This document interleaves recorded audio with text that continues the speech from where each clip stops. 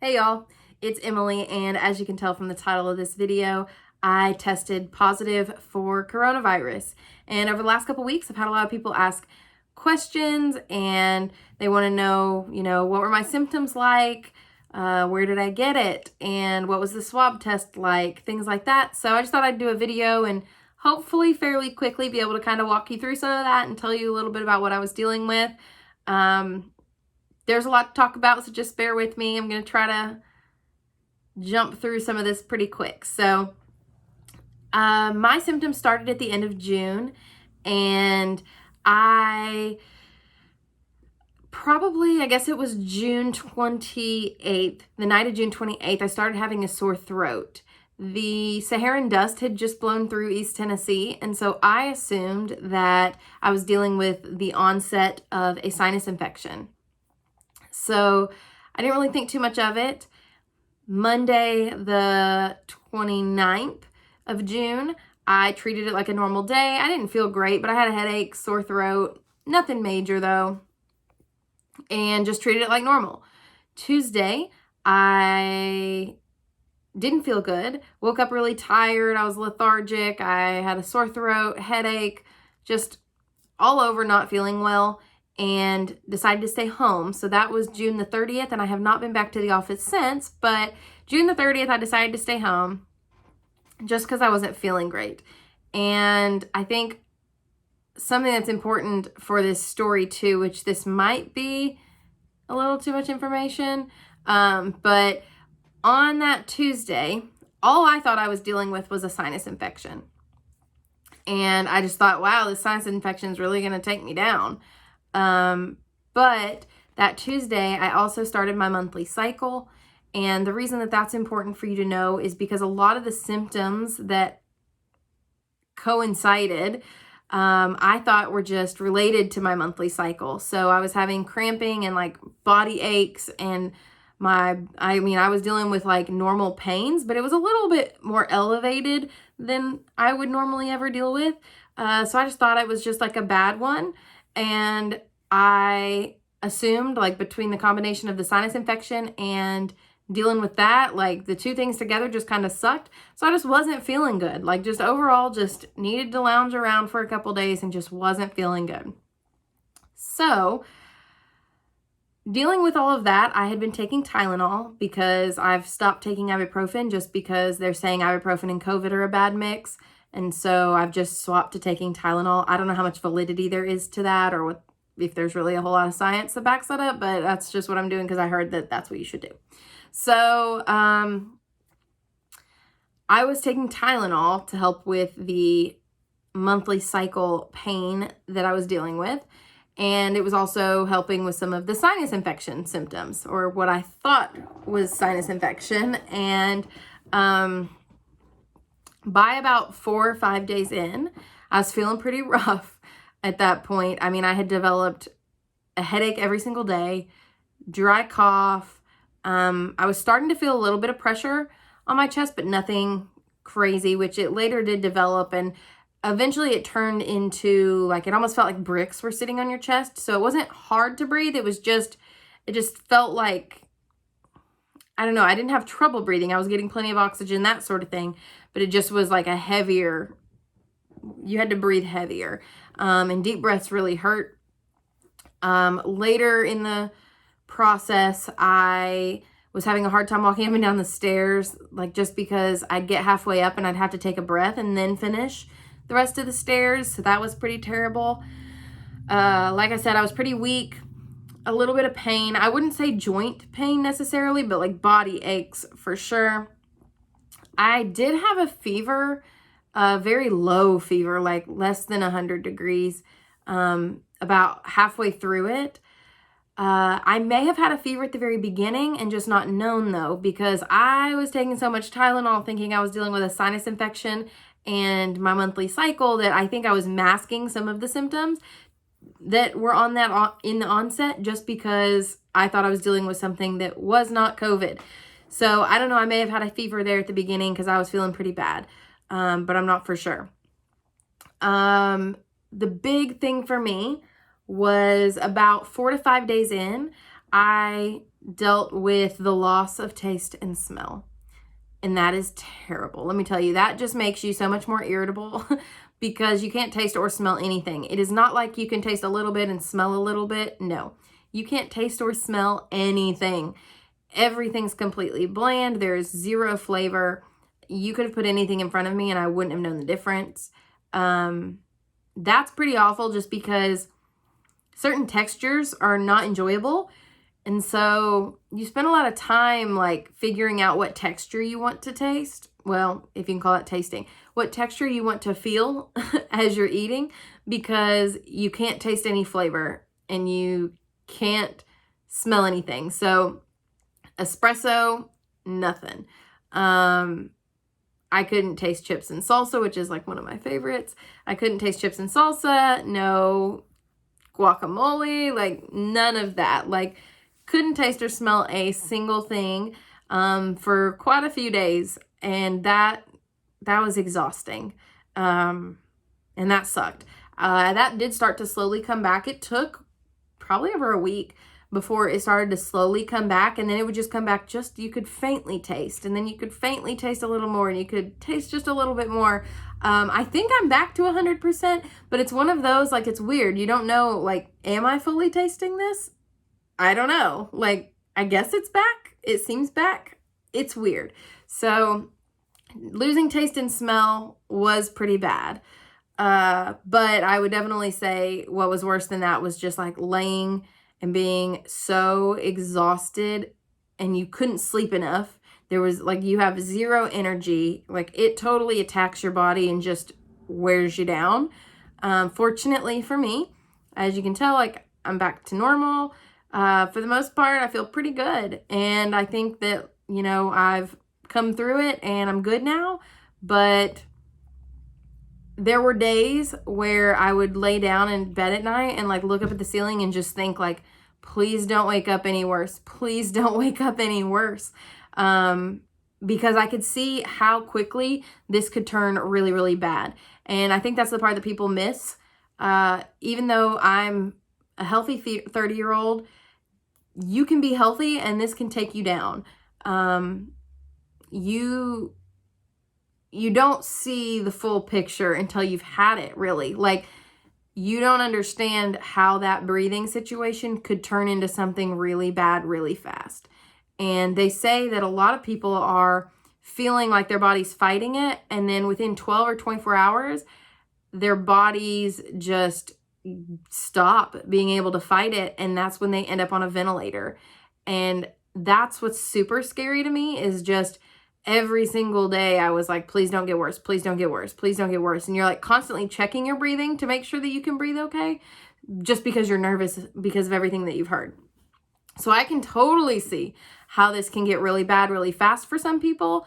And so that's why we all need to take it way more seriously than we've been taking it, because my area is kind of treating this like a joke. Some places are trying to be serious, but the people here are really acting like this is just a big hoax, and it's not, and it sucks. And I can't even imagine someone with a weakened immune system having to try to fight this off, because there would just be no way. Like, your body really does have to do some fighting on this one. So, where did I get it? I don't know. And I'd say that's a common answer for most people. They're trying to trace all of that, and I have no idea. If I had to put money on it, there are a couple restaurants that would be my guess. I'm assuming I picked it up at a restaurant, but I really have no idea. There's not someone that I've come into direct contact with that has it. Now, I do think that I think I got it, and I think I gave it to someone because I was sick at the same time as someone else, and just the way that it lined up, I think that I probably passed it to someone at work. But for the most part, I don't know at all where it came from. I would just guess a restaurant, because I haven't really been out and been doing much, but I have been out to eat, and I have gone to a couple grocery stores, but I don't know. I wish I could tell you. I don't know. I would love to know, but I have no idea how they're going to be able to trace all of that. It's just way too hard to tell. But I don't know the answer to that one. If I did, I'd love to tell you. Swab test. Pretty big question. I was a nervous wreck. The nasal swab test had me totally freaked out. So I didn't actually get the test until July the 6th, which I was like almost a week in at that point. And I knew by that point, I was like, this is going to come back positive. I was very confident that it was going to be positive at that point. But I went ahead and got tested. One, just because I wanted to know if it was positive, because I wanted to know if that's what I was dealing with, or if there was some other sickness I might have been dealing with. So really, it was just kind of like the reassurance that that is what I was fighting off. So I went ahead and got tested. I went to a drive-through test at my local health department. They made the process really easy. You drive up, they hand you some papers about COVID, then someone comes over, takes your driver's license, took some information from me, asked me if I had symptoms. I said yes, went through the drive-through. They did tell me that when I got there that they were doing the short swab test instead of the long nasal swab, and I was so relieved because the long nasal swab had me freaked out. I mean, my palms were sweaty. So that short swab test was way easier. You pull up, the, I guess, nurse comes over. She took a swab that was, I don't know, maybe a little bit longer than a Q-tip, and she just swabbed it in both nostrils, only about up to here. It was very easy. It tickled more than anything, and it was over in just a couple seconds, and that was it, and you drove away.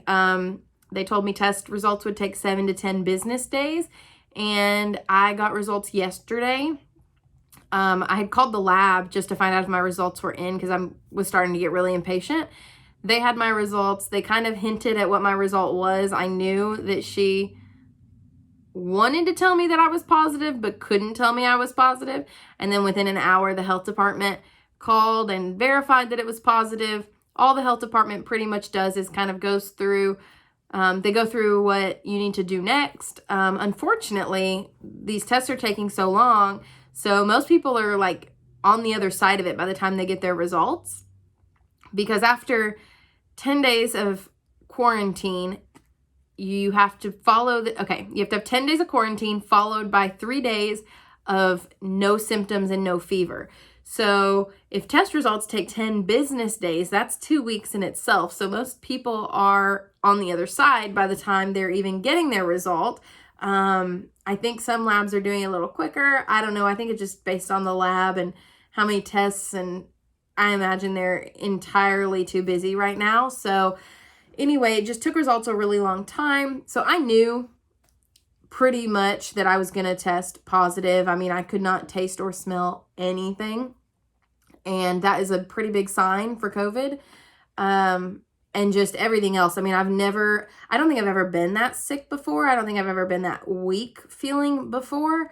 It was pretty rough for a couple weeks, but like I said, I'm fortunate that, my immune system kicked into gear and was able to knock it out, because I know a lot of people are not that lucky and are not that fortunate. So I think what's important for us to know is that if you're sick, stay home. And I don't think that's too much to ask. And that's if you're sick with anything. Why would you go out and spread it amongst other people? No one wants your junk. It doesn't matter if it's COVID or not. So if you're sick and you're not sure if it's COVID, great, stay home anyway. Go ahead and isolate and quarantine. And I know it sucks, but it's not that hard to do. And it's just like asking the least of you as a human for you to just stay home when you're sick. A big thing that people are saying is isolate until you're proven negative. And I do believe that to be true. Like, you should isolate until you're proven negative.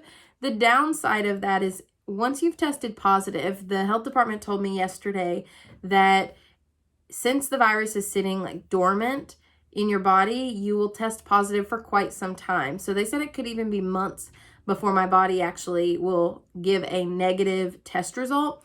So isolate until you're proven negative. If you don't know what you've got going on, and if you've got symptoms of anything, isolate until you know it's not COVID. But if you've tested positive, don't go begging for a negative test, because you're going to drive yourself crazy trying to get a negative test, because it could be a while before you get one. So with that being said, you just need to make sure that you quarantine for 10 days and then you don't have symptoms for 3 days following that. And I don't think that's too much to ask. I couldn't imagine being the person that spreads COVID to someone else and gets people into a bad place. I'm pretty confident, the person I know that has it, I'm pretty confident that I got it first and probably gave it to them, but that alone like bothers me. That person tested positive and is doing much better as well. So I think that, you know, like I feel better about that, but I couldn't imagine willingly going out, exposing people who then take it home to people who can't take care of themselves. I mean, I didn't knowingly give it to this person. But if you knowingly are going out when you're sick, like I think you're a terrible person. Like honestly, that's how I feel about you, because you are spreading something and you have no idea what kind of havoc you're about to cause in people's lives. And it's more than just being sick. Like I was sick. I was lucky my body could handle it. But what if you give this virus to a mom in a grocery store who takes it home to her kid with cancer? Like, really? You're willing to do that just so you can go to the grocery store and get out of the house? Like, you suck if that's the case. So if you're sick, stay home. For me, I have not been to the office since June the 30th. It is July 17th. I'm going to go back on Monday, which will be the 20th.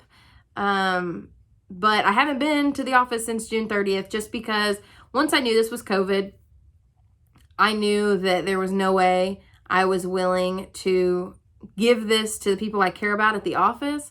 And a lot of the people at the office have spouses or families or, you know, friends that they have been around that can't handle this virus and have underlying conditions and, you know, have weakened immune systems. And that's just not fair, and that's not a good human thing to do. So I've been home since June 30th. I have gone out now, like I've left my house, but I straight up quarantined when I was sick, and there was no, like I didn't leave. Like I was not getting out to go walk around a grocery store. I was not getting out to go sit at a restaurant. Like, no.